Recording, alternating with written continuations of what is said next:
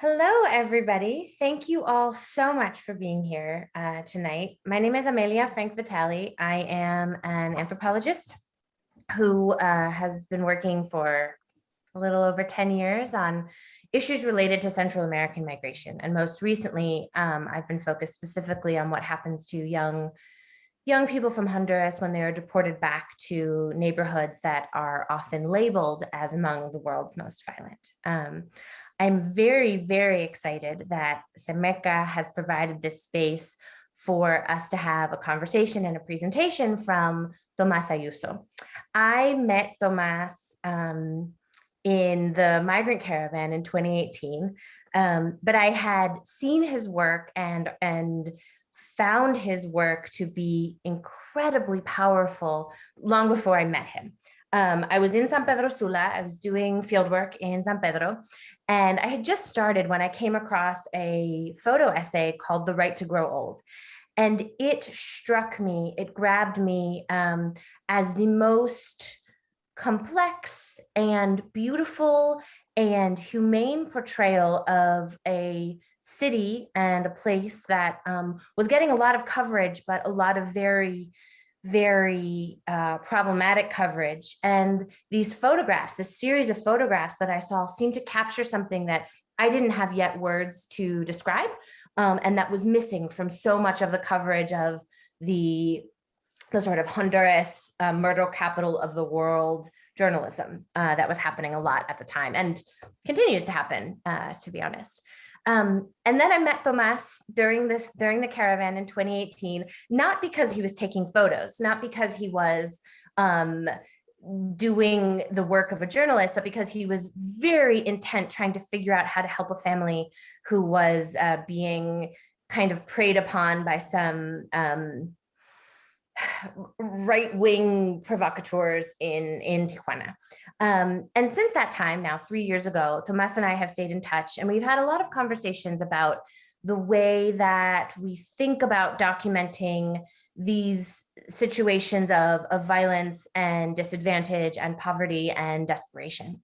And so it is my great pleasure to introduce Tomas to all of you. He has also won all sorts of awards. He is a National Geographic Explorer. He's the recipient of the James Foley Award for conflict journalism, and he's a World Press Photo Global Talent.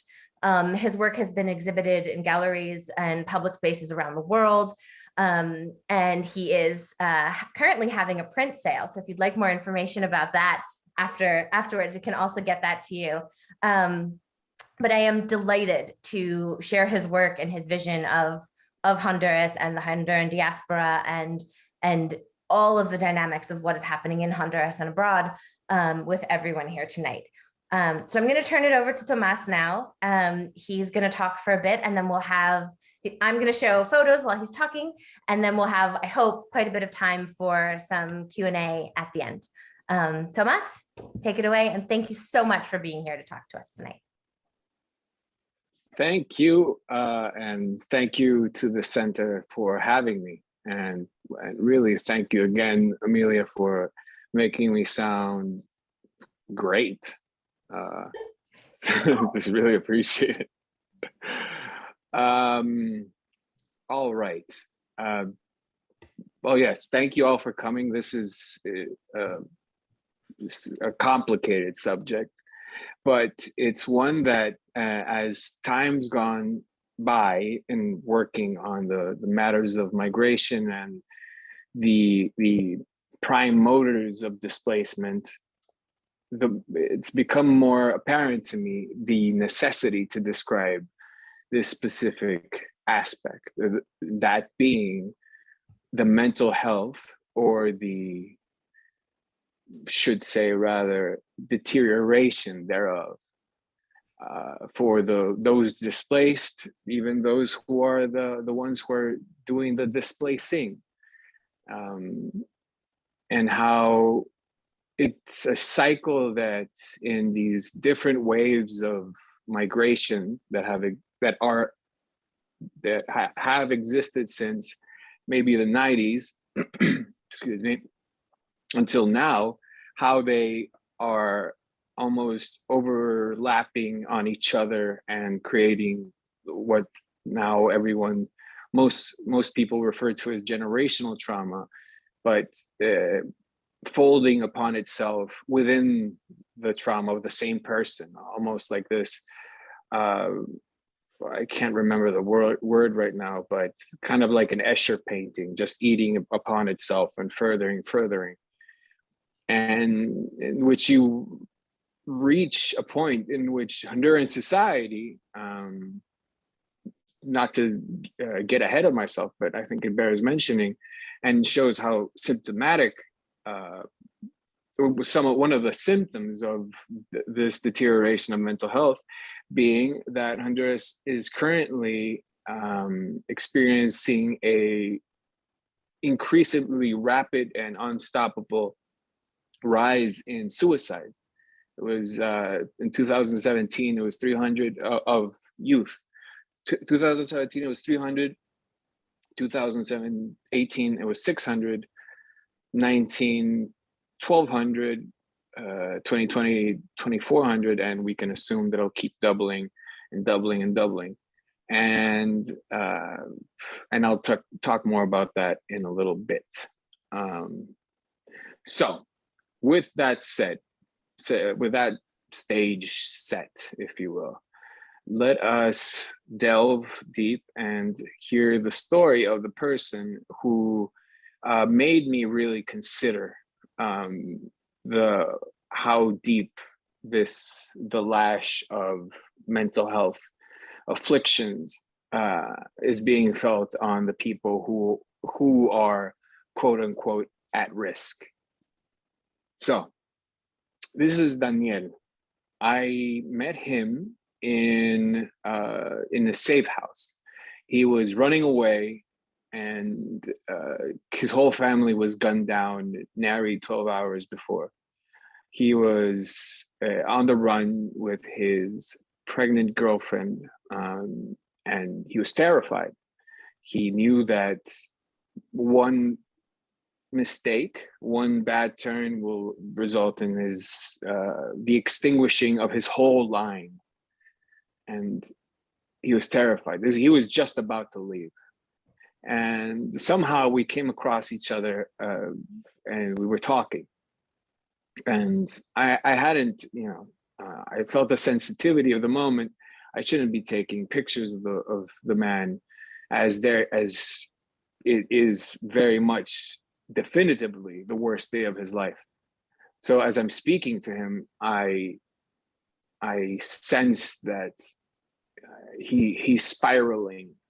He's describing these different things of depression and just emotional exhaustion and hopelessness, all these different things that you associate with traumatic experiences, and but never directly addressing them. So I stopped and I asked him, how do you feel right now?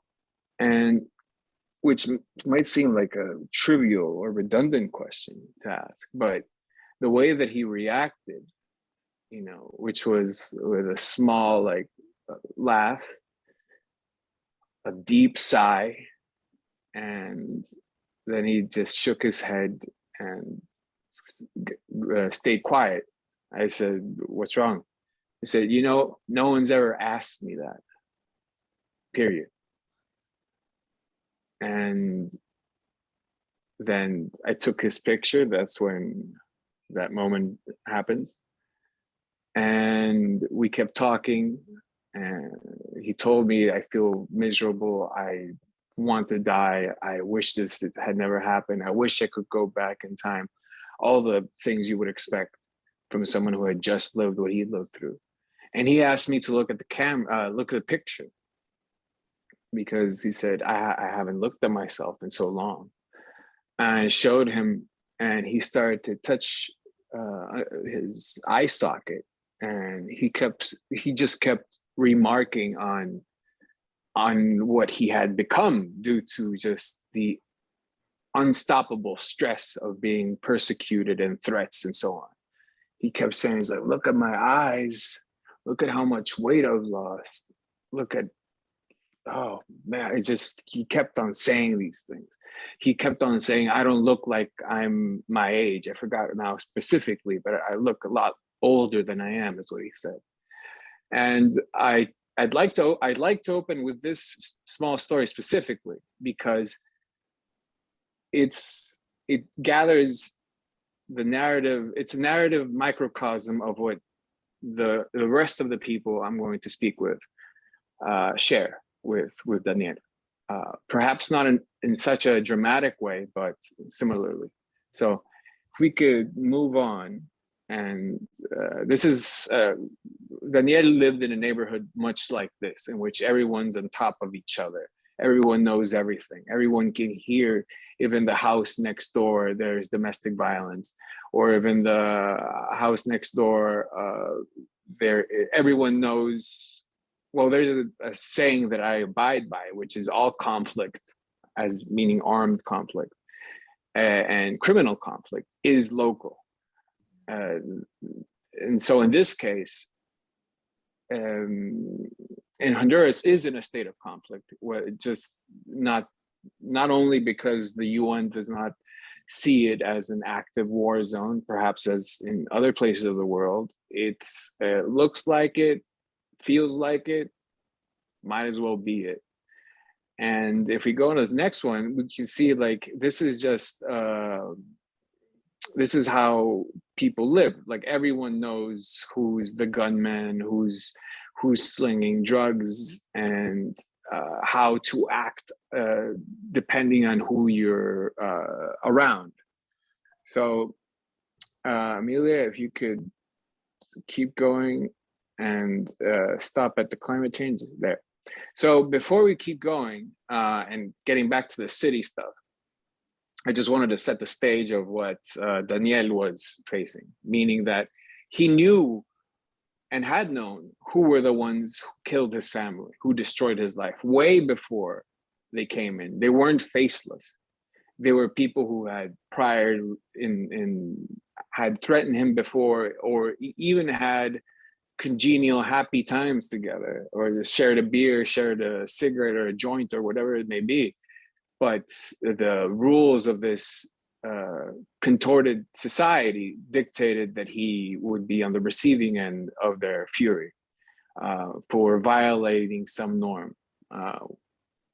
But so there's that.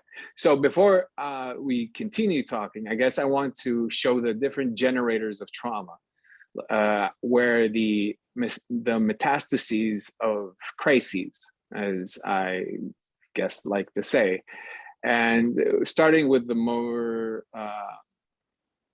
undue to Honduran cause, or like this one is not our fault, so to speak, being climate change. So in 2020, the twin hurricanes of Eta and Iota completely ravaged and destroyed, as you can see, sunk a highway and tore down a bridge, large parts of the country, namely the north and northwest, leaving communities incommunicated for months. I mean, some of these pictures were taken about a month ago, and it's still like that. And elsewhere, if we keep going, is that also the misery that in the countryside, the misery that is drought, and how that imposes a what's the word, a multiplying effect of stresses on the families. There's drought, therefore there's no food, therefore there is malnutrition, therefore there is the suicidal ideation, therefore there is displacement, therefore is a destroyed family unit as the father migrates, and so on and so forth. So drought isn't just, oh, we didn't have a crop. Drought is the difference between having a family stay together and having a family be atomized fully. So with longer periods of dryness or of no rain, or periods of excessive rain, these things have now been multiplying, and the many different traumas that I will describe, that you can imagine that all of these happening at the same time is just simply too much for anyone to handle, no matter how much stress, no matter how badass or not, or whatever one may be, is simply too much. So we keep going. And now here we are in the thing that kind of changed the game, so to speak, with crime, as far as crime is involved, is when cocaine, specifically the Honduras being a waypoint in between South American and producers and North American consumers, is cocaine. Here we can see in this picture specifically, you can see a landing strip that Colombian or South American producers would land, and then would take the cocaine down to the beach, and then through fast boats keep going and inching up towards the US or going towards the Caribbean. Why is this an issue? Is that, or how does this exacerbate the problems there in Honduras? Is that the money that drug trafficking leaves in Honduras arms and enhances the capabilities of every armed actor, be they licit, meaning narco state, which we have evidence to believe that that's the case, and illicit actors such as gangs, cartels, and so on. And also, this is drugs are also staying longer in Honduras, whereas Honduras has never been a consuming country due to the performance of interdiction. Now you have the issue of crack cocaine and more recently methamphetamines being consumed by Hondurans themselves. Why? Mostly because of depression, hopelessness, and then the cycle continues, the spiral on it goes. And dovetailing into that, the issue of the political crises, which, if you know anything about Honduras's recent history, was that in 2009, there was a coup that was sponsored by Obama's State Department, and kind of really just set the stage for really most of what I'm talking about. And people felt, no, but if you go to the back one, preceding one, Amelia, this man's sign really says it all. Corruption equals to poverty, hopelessness, sadness. He's talking about feelings now.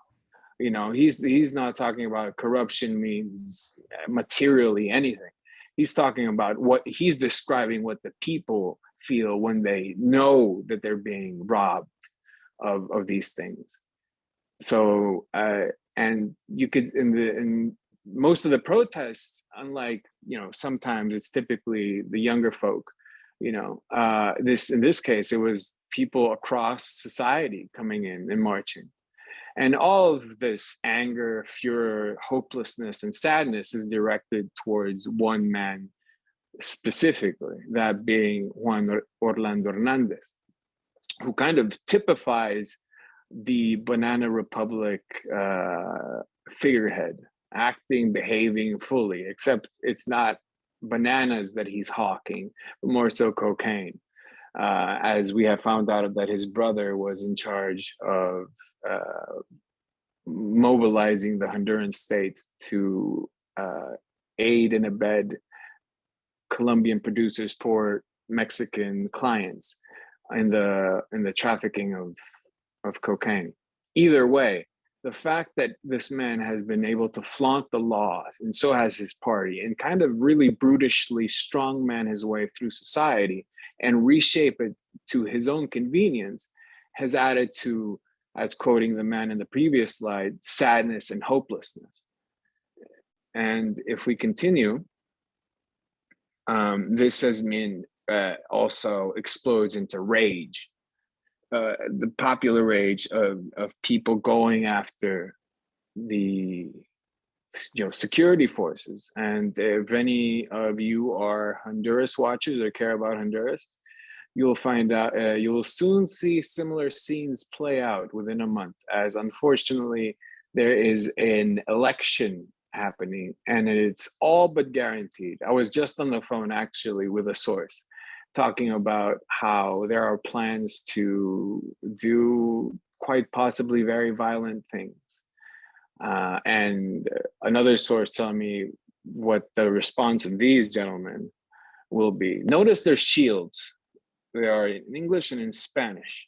The English is because the American taxpayer donated that to us, or to them rather. So the intractability of the political situation, the just discarding of any popular will, and the crushing, absolute crushing of any popular resistance is paralyzing. It's, and for instance, this picture, I took this picture and I don't know, maybe 2 minutes later, probably even less, one of these guys struck me and fissured my left rib. And that was it. Like, just because I was there, I was clearly labeled as press, and but I was the lucky one.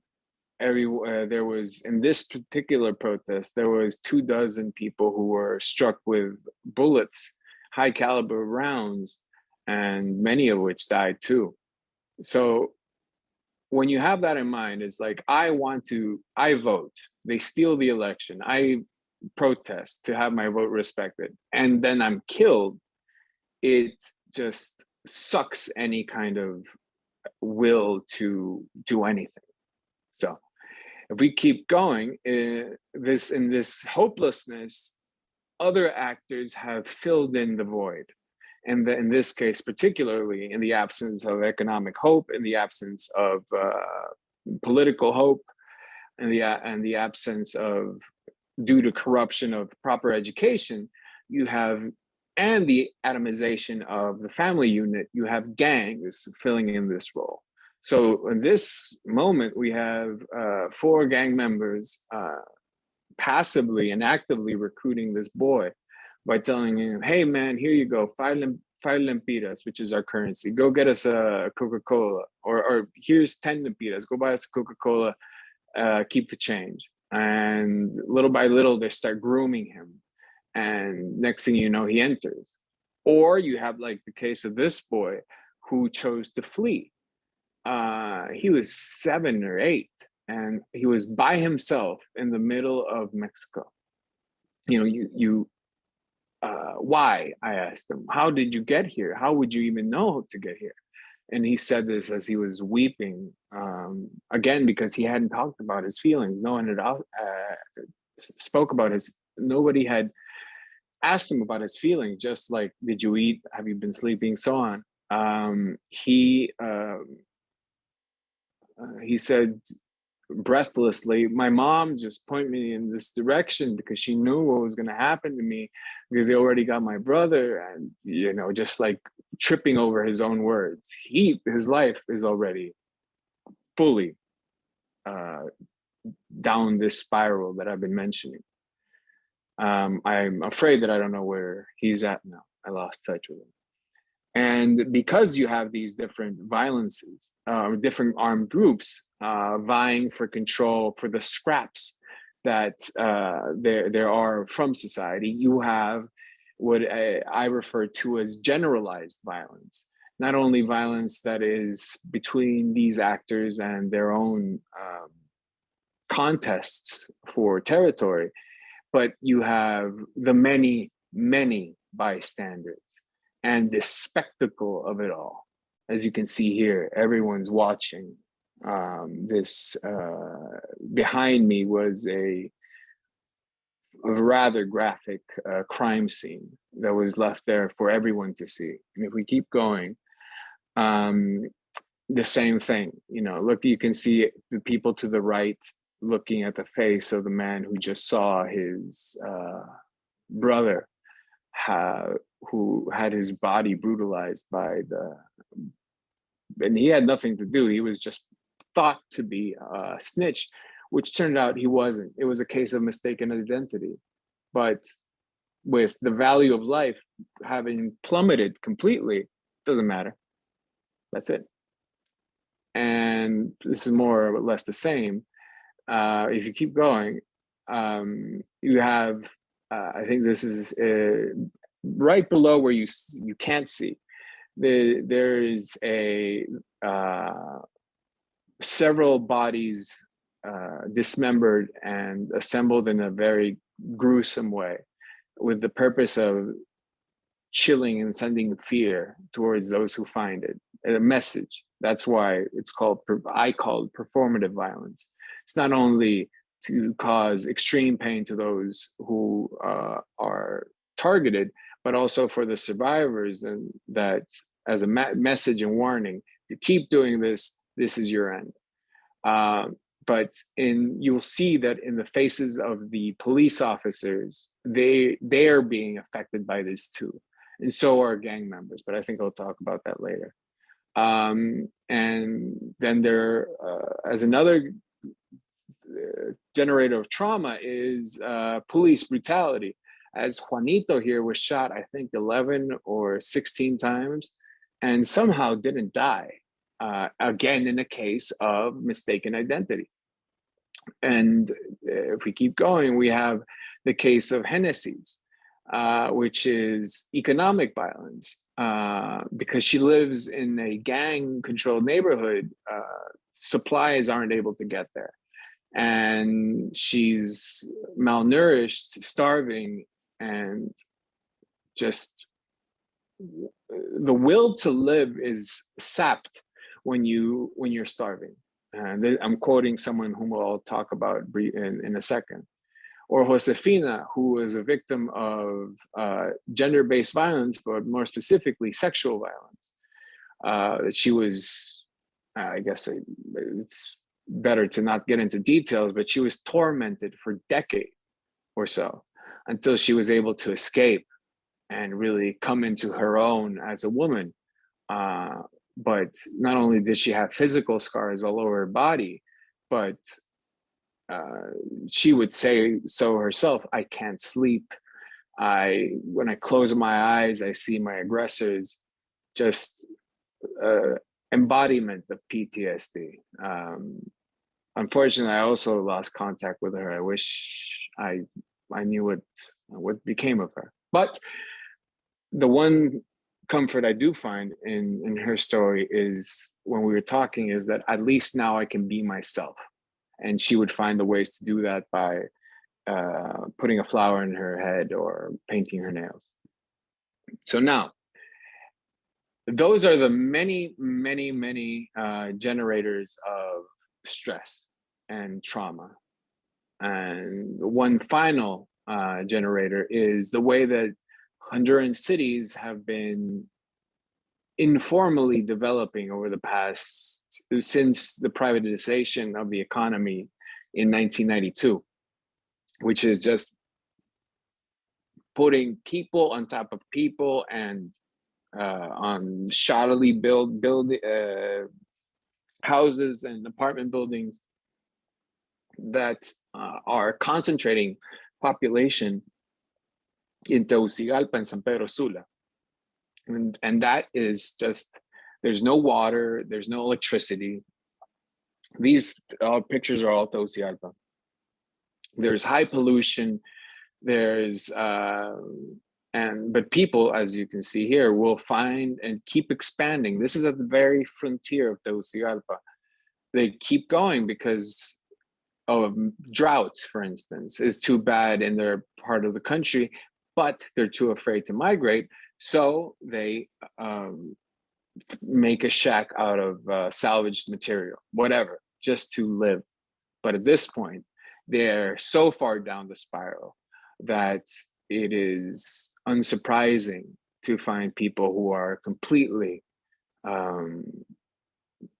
just down in the depths of injurious mental health.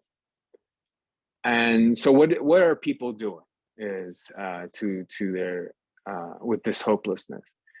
And I've been struck to find out that the antidote for many people who are victims of these many things, one or multiple things at the same time, has been faith. There has been a relative boom of street preachers, cultos as they're called, and the practice of faith wherever it may be. If you keep going, we'll see people are coming in praying all times. This is something that has been, like, you know, to use the word actually strictly, is religiously practiced. And it's something that I heard more than once, and it's heartbreaking as it is. It's a belief, true belief, that asking them, why and how are you so pliant to faith or to God and so on? They say it's because my hope is that in the next life, I'll have a better lot in life.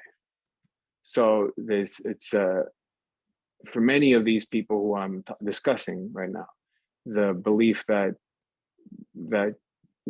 truly that's really what it is, that in the next life, they'll be given a better shot than what they were giving on this earthly realm. And that, I mean, I can't think of a more direct way to tell you where people's minds are at. So if we keep going, this is the case of Claudia and her daughter Gabi. Very quickly, she's holding her husband's shirt, who disappeared after he was threatened by a gang. And when he was threatened, he immediately came to the house, told his wife Claudia, his name was Victor. He said, I have to leave now because this is happening. And she knew what that meant, because everyone knows what these things mean. You know, at this point, it's been normalized to such a degree that people in these many neighborhoods where 70% of the country live know what does it mean to be threatened, and know what the response is, which is flight. She said, wait, give me your shirt, because, without needing to say it, because I want something to remember you by. So he switched shirt, gave her the one he had, got another shirt, and left. And if you keep going, he left behind a daughter, Gabi, who sensed that something was wrong, even though the mother was lying. Oh, he's just going to see your uncle, he'll be back. And of course, you know, kids, she was able to see through it. And eventually, because the main earner wasn't able to be there to provide the family with food, and Claudia was so racked with grief because Victor called her when he was kidnapped by a criminal group in Mexico, telling her, baby, I don't think I'll be coming back because I'm in a real bad place. As Claudia heard the screams of what she can assume were torture happening behind her, and the sudden hanging up of the phone, never to be heard from again, which again is another incredibly traumatic experience. So with Claudia not being able to work because of trauma and also the pandemic, and Victor just not being there, and you then resolve into malnutrition or lack of nutrition altogether. And speaking with Gabi specifically, you know, I asked her, how do you feel? How you do? How do you feel? I said, and she said, you know, most days I don't eat, and that hurts. And what I do to to, I asked her, so what do you do? I drink water and go to sleep. And if I don't have water, because she lives in one of these frontier neighborhoods, then I just go to sleep. And I asked her, how does it make you feel? And just very bluntly, matter of factly, just as it just rolled off her tongue, I don't want to be alive anymore. You know, I thought she meant it metaphorically, but she said, I don't want to, not anymore. This is not living. And I was struck by the rhetoric she was using for a girl that I thought was 9, but really I think she's 14, but her development has been stunted to such a degree that she looks like a child now. And if we keep going, here we have a case of or the survivors who have lost a loved one. And you can see in the tattoo the name of the lad who took his life, Williams Castillo. And here's his friend who, Victor as well, his name is Victor as well, who soon after Williams didn't tell anyone, or Billy as he was called, didn't tell anyone, as is often the case with suicide, what was happening. But the moment that Victor found out, he immediately tried to kill himself, which is, this is not unique to Honduras, but in the rather slim research that's been done in Honduras is that suicides beget suicides. And Victor tried immediately because he had lost his only friend. And prior to this, they had talked about their feelings and how miserable they were. And Billy and Victor had planned and schemed to leave Honduras to go to the US. Why? Because life was so miserable and they wanted a chance to live, just the opportunity to live, one that was refused by living in Honduras under the conditions and regime that they were born into. And here you have his sister, Marlene, who, the story of this family, very briefly, is that there were 4 children, and the eldest one was killed by a stray bullet. The second eldest one was, in fact, a member of a criminal group, but he got out. That resulted in consequences that ended up with him being murdered as well. And then you have Billy, who took his life. So now, from a family of 5, because the father was absent, the mother now only has Marlene. And the mother can't even say the name without seizing up and having the most paralyzing wailing and grief, understandably so. And Marlene is her guardian, protecting her at all costs, at all time. And Marlene also telling me in private, the reason why she's crying here is because she would never let her mother see her cry, because she knows the impact that it'll have on her mother. So when she would cry, she'd tell me, if it weren't for my mom, I would have killed myself a long time ago. So it's just, the more I keep delving into, just when I ask people, how you doing, it always almost just swings back to, I don't want to live anymore. And a society that's commonplace. Once you really get to the grain of it all, it really indicates that it's a society that's been completely mutilated and disfigured to the point that it's unrecognizable completely and unsustainable. This is why I say, yes, Honduras is a failed state, but it is also very much a failed society, because no one cares about each other. If you go back, sorry. because and the reason why I say that specifically is because their neighbors, even though they know that he was a good lad, that this family has gone through everything that's awful, you know, their conflict is local, everyone knows everyone's everything, still their neighbors come to Marlene and her mother and to Victor, mocking them or saying, you know, Billy is in hell, right? Or you know that your house is haunted by a demon, right? And things like that, just triggering and just brutalizing these people emotionally. And the mother, well, that's why she doesn't leave the house anymore, because she feels that if someone once more says anything disparaging about Billy and his fate, she will have a stroke.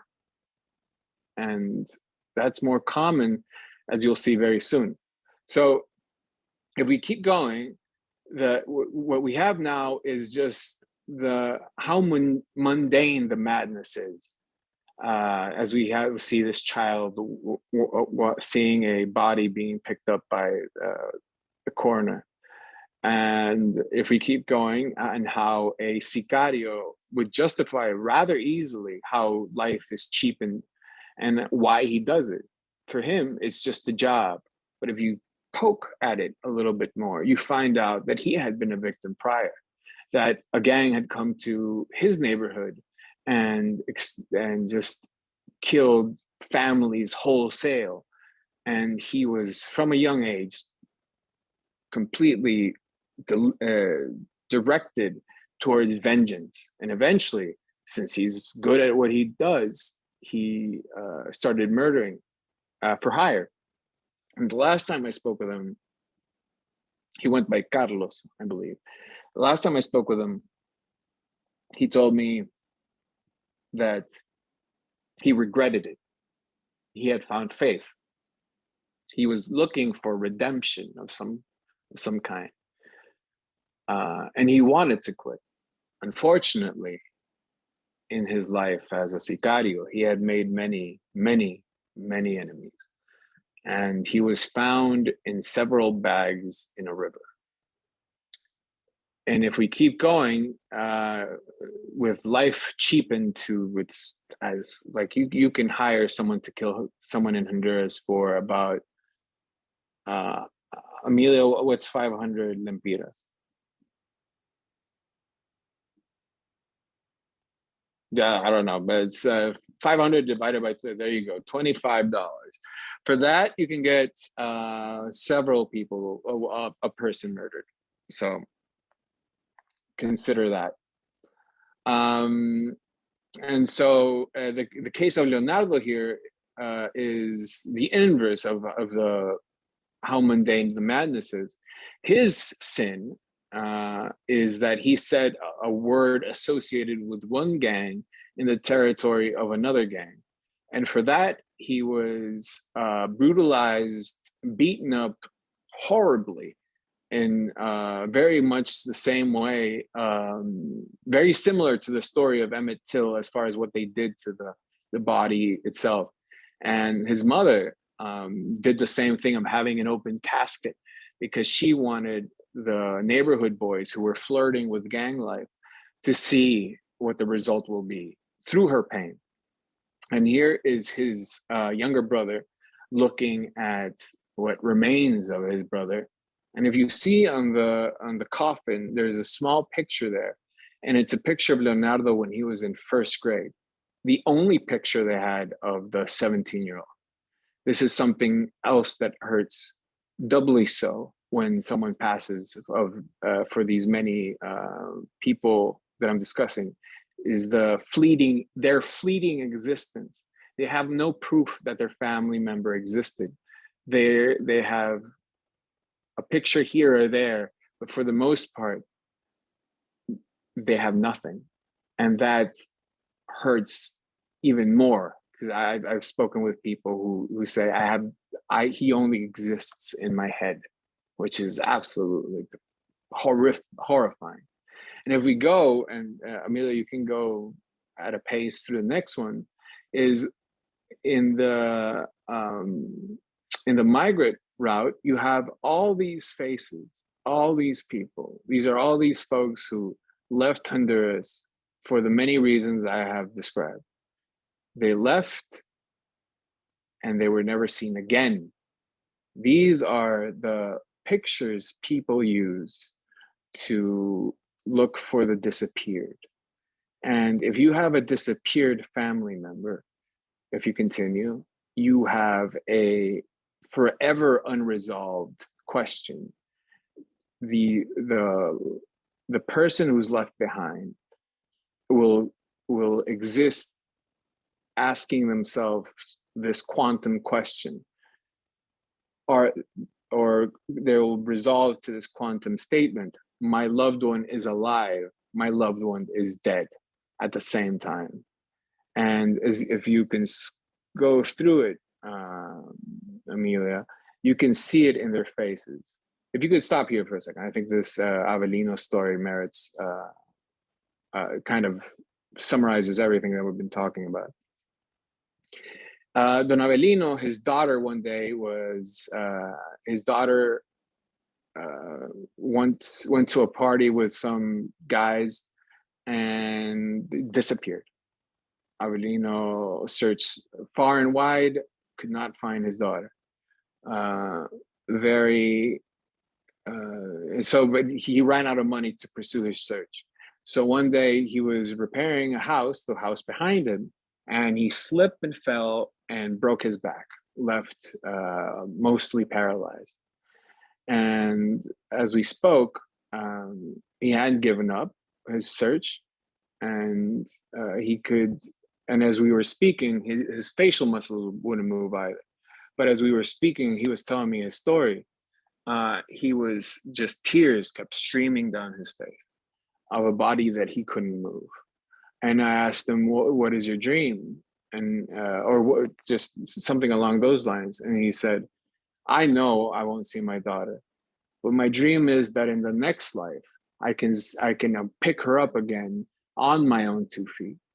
Again, giving up on the futility of the present existence, that life has failed them. Perhaps the next one will be better.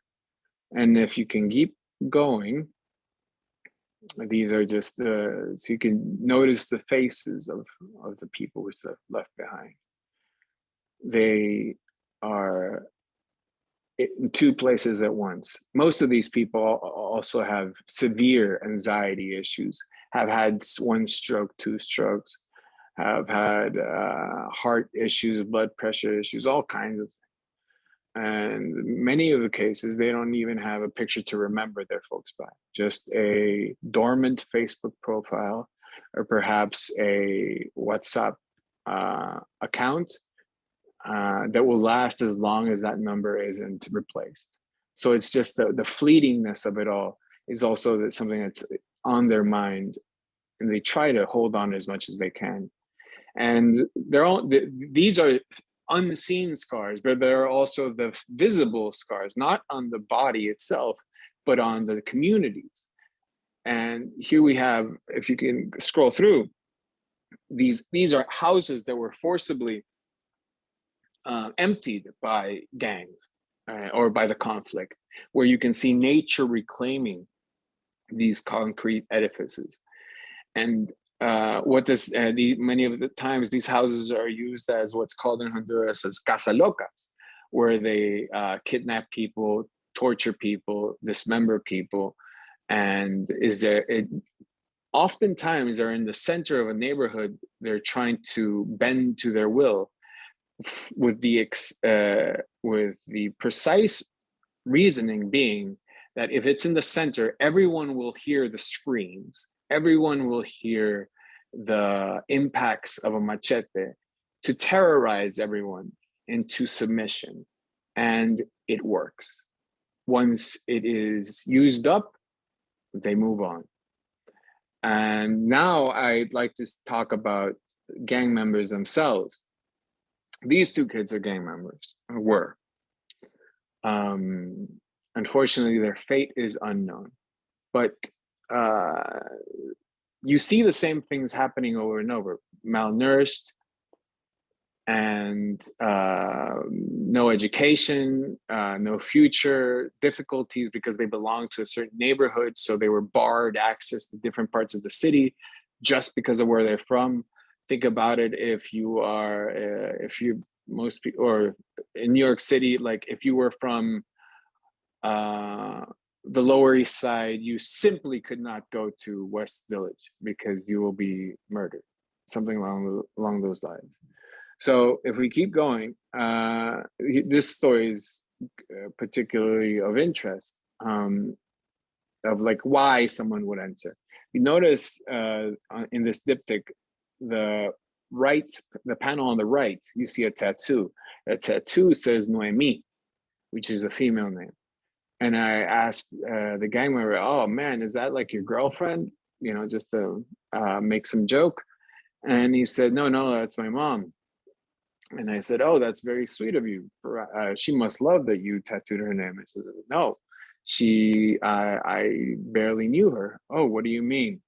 And then he went on to tell me that when he was a child, she was picked up by the police, sexually assaulted by several officers, and left to die when he was by himself, living on the streets off of scraps, off of whatever anyone would spare.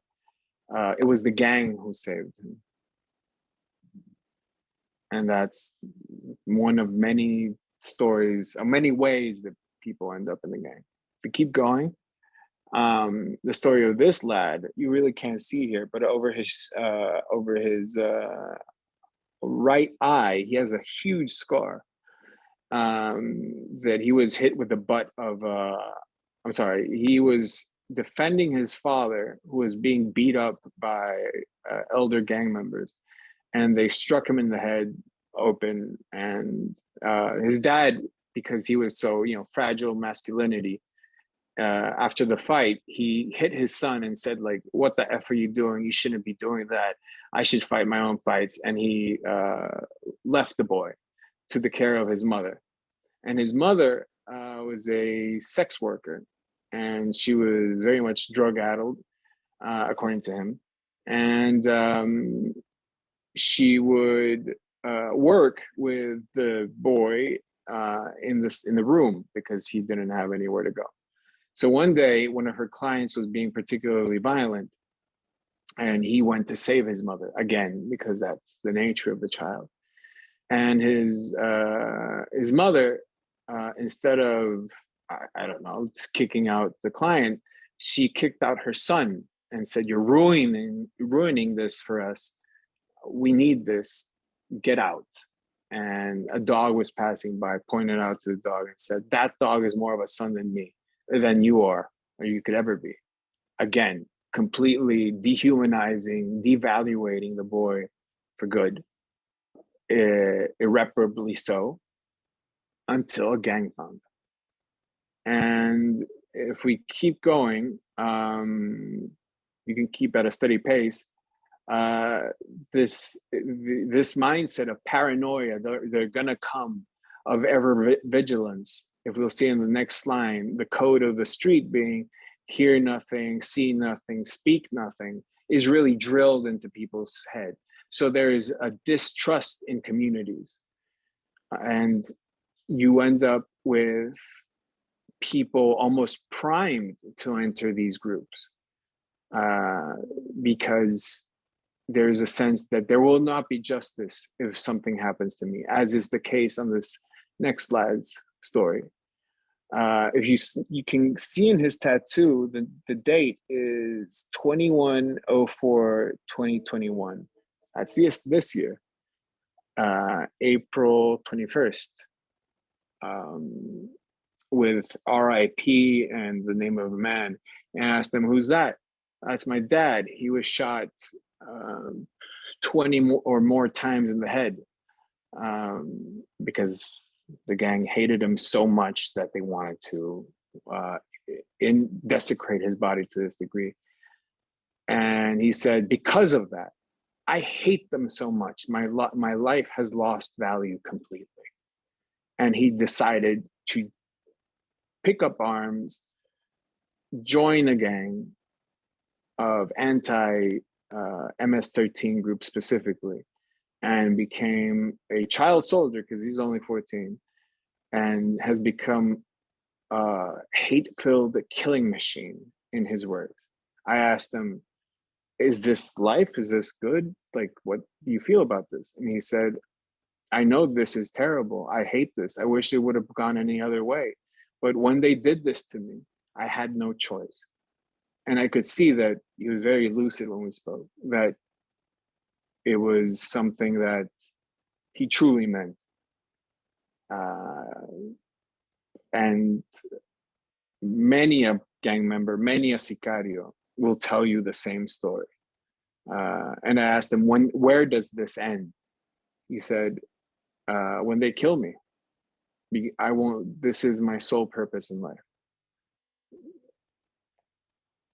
And that's how it is. So if we continue, now specifically about what happens in migration, skip this one, is the sense of what happens when people leave, another form that generates trauma.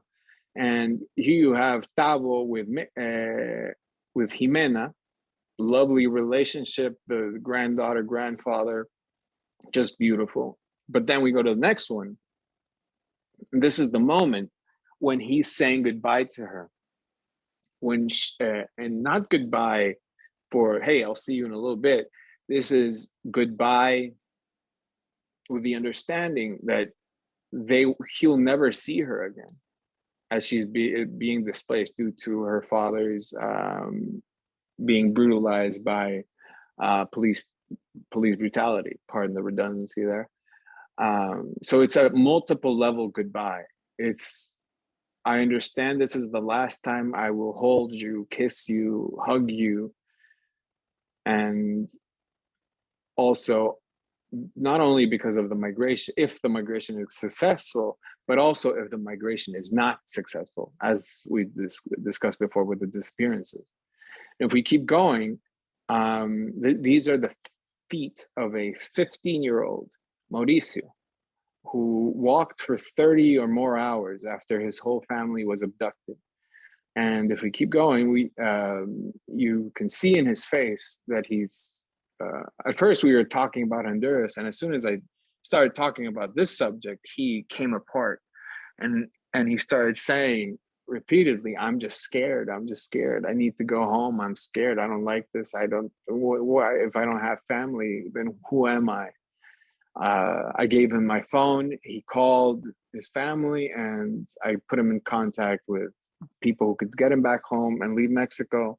But that scar, and unfortunately, I don't know what happened to his parents and his family. He will bear that mark forever. And that will inform all his decisions moving forward, because the injury is such of many of these cases that seldom are they repaired. And since there is no recourse rather to heal. And then there's the matter of border separation. Here we have Miguel and Adriana at the border. Adriana was pregnant at the time, just had found out. And if we go to the next one, but she needed to go across because her son was threatened by the gang to recruitment. And they had to say goodbye. And in the next picture, you'll see their final goodbye. And it's this completely brutal moment, the same thing that the grandfather with the grandchild did, but this time at a romantic level. I will never kiss my partner again. I will never meet my unborn son. I will never wake up next to this person whom I love. And that, again, leaves a mark for many years after this moment happened. Adriana was just destroyed, entirely depressed.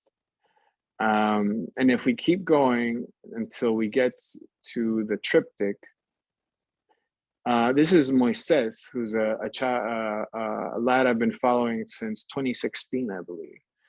And so you see the 2016 is the first panel, 2019 is the middle panel, 2021 is the bottom panel.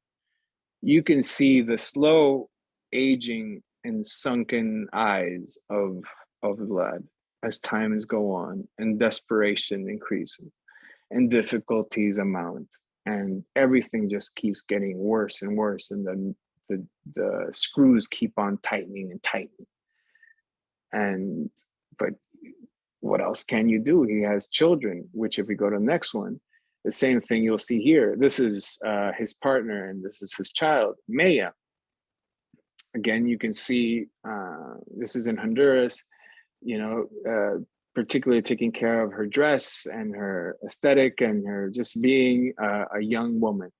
But now, after displacement, you can see her skin being burned by being on top of the train, wind burn, all these different things just really fully becoming an adult by force, by displacement. And she still, when we talk about it, she would say, I still dream of the train, but still having being displaced is better than having stayed, because if I had stayed, I would have ended up like my sister who was murdered by a gang, or my brother who's serving a life sentence, or I would have joined a gang. She was very lucid in that respect as well.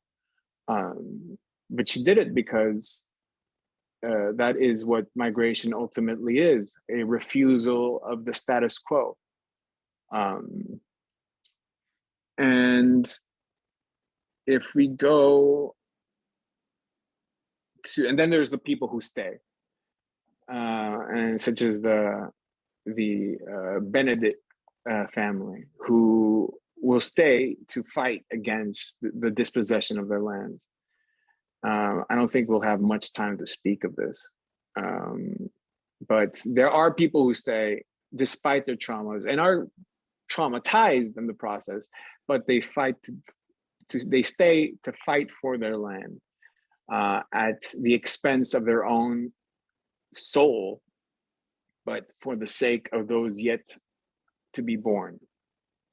I guess if you keep going to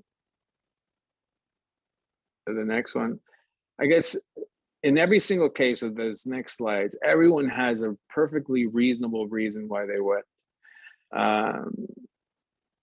Miguel went because his mother was dying, the previous one. His mother was dying, so he went back to bury her. In his culture of his specific mountain, he has to bury her as being her child. It was just, he had to do it. If he hadn't done it, his mother would wander the earth forever. But that meant leaving his wife and daughter behind. And now he is forever in this limbic state of not having to go, of not being able to go, being beaten up every single time, extorted, kidnapped, etc. And if we go to the next one, we have Robbie, who now doesn't travel on top of trains, but within them, which of course is better. But now he is racked with survivor's guilt. Why me? Why not my homeboys? Why not my neighbor? Why not my brother? This is a similar case with Theo, who once he left, if you look at the dog tag, it says "Miss you, Mom," because his mom died just coincidentally, just days after he left. But he just can't help but wonder, was it my fault? And if we keep going, just to wrap up, keep going. In this last caravan that happened in the beginning of 2021, I noticed that it was families, whole families, not just young men, young athletic men or not athletic men, or even young women as is generally the case. It was entire families independent of their fitness levels. And that, of course, leaves a mark on those who are displaced. You ask the children, you know, who are gassed and beaten, or see their parents beaten and gassed and terrorized by the different state of security apparatus, just what it means. This child, I remember hearing in Tijuana can often be very cold, especially at night, saying, "I've never felt cold before," which is, you know, for the folks in New York, it's impossible. You can't imagine that. But there they are, you know, feeling these things. She will never forget that day, this child, or many people like that. And I guess to wrap up the last one, we won't be able to talk about, as you look at these pictures, we're going to go to the last one, Amelia. But if you look at these pictures, these are just people who stay and thrive and do what they can to survive. And it's the term is survivance, which is despite the collapsed state of society and the misery that surrounds you and the rubble in which they dwell, they still find ways to celebrate their culture, their identity, and thrive. And these are two cases of two different families, one in the US and one in Honduras. But now to the last bit of this long talk.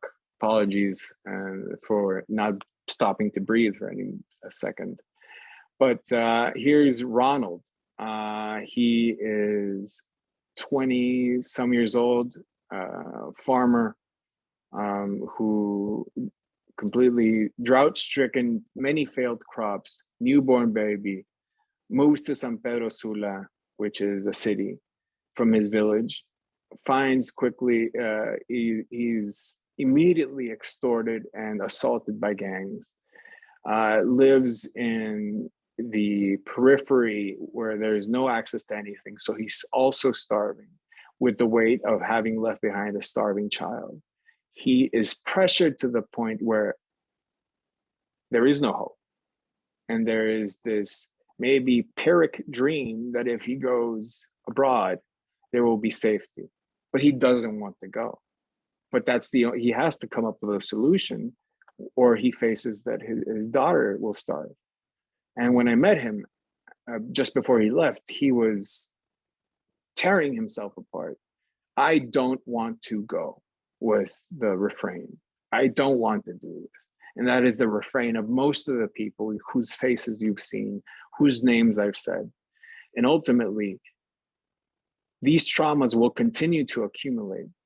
And such as the case of Ronald, the accumulation of traumas, all that they need is just one more that triggers flight. In the case of Ronald, it was the starting to starve in the place where he was going to find work. In the case of Moises, was one more death threat. In the case of other folks, it was being fired from a job or indirect violence or losing a home to drought or whatever. That is what the accumulation of traumas is. That is really my reading, after covering this for so long, that drives displacement in Honduras. The many pains lead to an avalanche of trauma with one more trigger event. And I regret to say that I do not see a solution in the near, mid, or long term, especially as long as society remains dysfunctional and uncaring. But there are people who are trying to do collective healing and so forth, but we're a long ways to go. And I fear there will be many, many, many Hondurans who will be suffering from PTSD going forward for the rest of their lives, including myself. Thank you.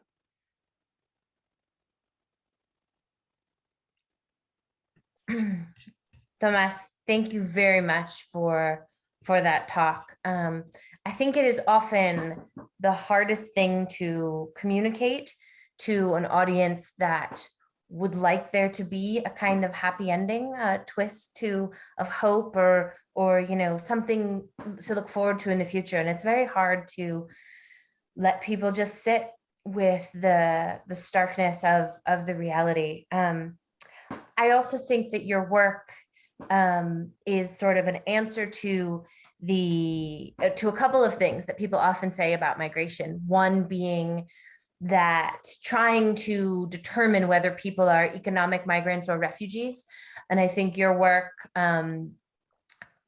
offers an answer that question is faulty from the beginning. That question is based on a premise that is totally divorced from reality. And this is something I talk about a lot in my own work, but when you told me about this project, thinking about the accumulation of traumas, I think it's a very, very cogent way of just wiping away that question and focusing on the multiplicity of factors and how that one more thing pushes people into flight.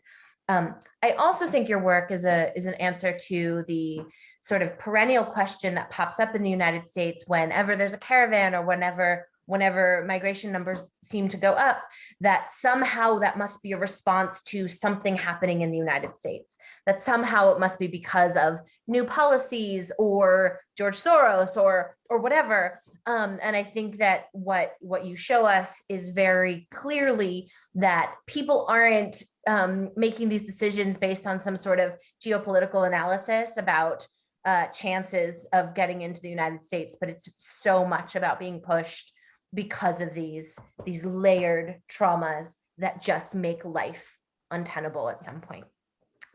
So thank you for sharing that with us. Thank you. Let me open it up. We have a little bit of time to questions. If you can put them in the chat, you can send them to me directly or to everyone. And then Paloma will let us know if there are questions from Facebook as well. I think so we have a question from Nara. We'll start with that. Could you tell us a bit about your relationships with your subjects? Do you have a lot of WhatsApp contacts who are with the people you photographed? It sounds like you're able to follow some people for years, whereas others you lose contact with. So if you could talk a little bit about the relationship behind the camera. Well, firstly, I do not see them as subjects. That is a very distancing, almost colonial way of discussing it. I don't believe the person who asked that question had that in mind, but I just don't see them that way. I see them as people through and through. And I approach them the same way that I would approach any single human being in my private, professional, whatever life. And so sometimes, just like in any case, sometimes you make friends with someone, you hit it off, or sometimes you don't. And with many of those people that I discussed, we became friends. And as for how do you lose touch with someone? The issue is that being transient people, by definition, at least that in that moment in their life, they may lose their phone, they may lose their WhatsApp chip, or they may lose the password to their Facebook, or I might get robbed, or something might happen to me. So ultimately, and it's awfully painful when you have conversations that starkly end in 2019, and you care about this person, and you're left, when I say you're, I mean myself, are left with this question, much like the people I described in the presentation: are they alive or are they dead? And there's only so much you can do to investigate. But they're one of many micro open wounds that I will bear with me forever. That sort of leads us into the next question, which is, how do you cope with such heavy stories when most of these lives go unresolved? Well, I should be forthcoming in saying that I have been diagnosed with post-traumatic stress disorder for many reasons, not just because of being a witness and hearing these people's stories, but also because of acts that have been done against my person. And these resulted in the classic symptoms that beget or come as a consequence from PTSD, which are depression and all these different things. Not to waste time, I think you know what they are. I go to therapy. I've been doing what my therapist has advised me to do, which is different practices. And but I keep doing this because it is important that these stories, that there is a Honduran voice telling these stories. They're not just applied into the canon of Honduranness by foreign eyes and voices. And nor do I believe that we will ever come to a resolution of our own problems if we don't directly ask a gang member, what do you need? Why are you this way? How can we help? I think, and not everyone has the wherewithal to do that because they might be afraid, but also because, unfortunately, there is a deep lack of empathy in Honduras. Anyone who tells you otherwise has not been in Honduras. And it pains me to say, but it's the truth. So I think that this is a very important and sort of frank conversation. Someone from the audience says, as a fellow Honduran researcher who also deals with PTSD, these discussion spaces are really necessary. And she proposes perhaps we could think of creating a network of researchers working in Central America to help us cope with the trauma. And someone else asked how they can follow your work. And I put in the chat the Instagram handle for Tomas. Tomas is very active on Instagram, and I think it's a great way. He's used Instagram as a platform to really communicate with the world, and I think very successfully. So I put his handle in the chat. Please, I really encourage you to follow him on Instagram, and also to, I think, Gabriela, if you want to reach out and have those conversations, I think Instagram is a very natural way to communicate about those kinds of things as well. I will respond. He responds to lots of people on Instagram. If we have time for it, I'm going to ask him to tell us some of his Instagram conversation stories. But first, I wanted to go to a question that someone asked about, do you believe that the USA continues to be the dark money source for the Honduran government? I mean, I don't know what dark money source means, so I can't address that directly, but I'll say that the US continues to be a source of many or a enabler of many of these issues that we're facing, such as propping up strongmen for the interests of their own national security, or foisting certain policies of to their benefit, not for the benefit of the people. Ultimately, the national in the Cold War, it was the United States had us as a client state to defend against the possibility of another Cuba happening in Nicaragua. They called Honduras USS Honduras, the unsinkable battleship. This is how dehumanized we were. We were just a staging area. Now, how is American foreign policy? If we reduce it to the bare essentials of how we see each other, and this applies to Canada as well, is how can we stop these people from coming to our border? We will do anything to stop them. So, and they will do any policy to just stop them from coming. And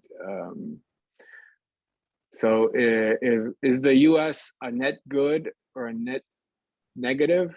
I would say mostly has worsened the problems, but they can be a force for good if they wanted to. But unfortunately, Honduran long-term prospects don't align with the imperial prerogative of the US, unfortunately. Especially as long as they want cocaine, which I am not accusing anyone in the chat of consuming cocaine, but if you know anyone who is doing cocaine recreationally every once in a while, tell them that you are essentially funneling blood diamonds up your nose and causing misery that you see in the southern border. Yeah, I think the relationship between the United States and Honduras is so much more complicated than just a question of funding arms and politics. The drug trade is so much centered on U.S. consumption. So there's many questions in the chat, but a couple of people have asked you to talk about the upcoming elections, what you expect to see, what might happen, and if there are any moments of hope for the future related to or not related to the elections. Well, there's only one guarantee, of course, because it is my country. And as the tone of this conversation implies, there will be a mess. There will be violence. There's already what are called in Spanish grupo de choque, which are kind of like a hooligans, if you know anything about Eastern European politics, but it's just civilians who prosecute political violence on behalf of a political party. So there is Grupo de Choques on the side of the nationalists, and then there's the rest of the country completely enraged by what's happening. So if there is a fraud, electoral fraud, which there's many evidence that is where it's going to head towards, then the country will be lit on fire. The gasoline has had 4 years to soak through everything. It only needs that one spark. And if somehow there isn't any fraud, then these grupos de choque are going to go out in full force. And then it's anyone's guess what the military and police will do once push comes to shove. So that's the only guarantee. As to who's going to win, no one knows, because if the game's rigged from the start, then the Nationalist Party is going to win. If we are permitted by the powers that be or by a fluke, then if the elections were held cleanly today, Salvador and Xiomara would win, most likely. But will we have that opportunity? Definitely not. So that's why we say the only guarantee is violence. Mm-hmm. Yeah, I think even if somehow fraud doesn't happen or doesn't work, and there's a clear winner in the other direction, I don't think there will be a peaceful handing over of power without some contestation, given the situation. Yeah. So we're just about out of time. So there's some questions about, I would encourage people to follow Tomas on Instagram, and there's some questions about struggling with survivor guilt yourself, about surviving and being safe, mostly, or having access to safety when so many of the people you work with do not, and how you deal with that. And then there's one question about if there's been a humanitarian response from neighboring Central American countries. And I wonder if, to close us out, you could talk about sort of Honduras in the region. No, because, well, it's an interesting question. El Salvador has many of the same problems. Of course, they're different silhouettes. The same with Guatemala. Nicaragua is very hermetic. And then the so-called Switzerland of Central America, Costa Rica, they are very unjustly cruel towards these countries. They tend to say, they describe us, the civilians. I mean, I'm sure it's not the case for everyone, but definitely the government, that everyone in Honduras is a criminal who is gonna rape and pillage as soon as they set foot. So much so that they won't even accept asylum seekers, kicking them out from Honduras, not even their historic rivals from Nicaragua, which doesn't even matter, who cares? But for these people who need anything and who cannot set a foot back in their country without having that foot removed from their body, they will not accept people back. So there is no such thing as Central America. There is a land bridge between South America and North America, and a bunch of petty kingdoms with messianic proto-dictators ruling over a dispossessed people. Again, not the happiest reading, but it is what it is. And I will just add to that, that I think when we think about what is happening in Central America with Hondurans, so much is directed by the US agenda outside of Honduras as well.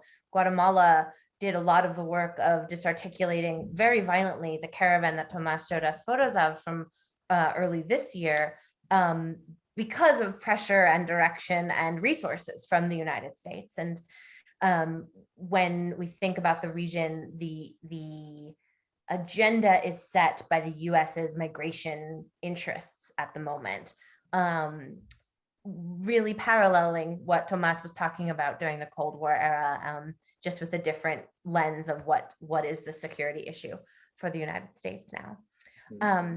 I want to thank everybody so much for being here today. We had a great turnout.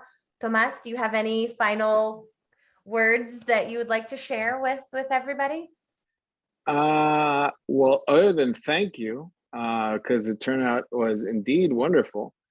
And I'd say that please, if you have any questions, because I saw that there's a few that I wasn't able to address, please, reach out on Instagram. It is my preferred time suck, and I will be there chatting you forever. So chat me at your own risk. That's tongue in cheek. That's not a threat or anything. And if you want to help fund independent Honduran journalism, I am having a print sale, and I'd be gladly, happily tell you what's that all about. But other than that, let's chat. And especially if you are Central American, especially if you're Honduran, because I do this journalism hyper focusing on Honduras for us. Yeah, I think it is so important to have the narrative about Honduras and about Hondurans being set by folks from Honduras, as opposed to having the outside gaze, which has for far too long dominated the narrative. Thank you all so much. Thank you, Semeka. Thank you, Nara, for this space. I really encourage everyone to follow Tomas on Instagram. His work, he shares his work generously there. You can see so much of the stories that he has collected and the images that he has gathered. And yes, he's very communicative as well. I know a lot of you who follow Tomas are here today and have confirmed in the chat that is the case. Thank you again. I hope we will have many more opportunities to continue these conversations through Sameca and in other spaces. And Nara, again, thank you. Thank you for providing this space for us. Thank you. Bye-bye, everyone.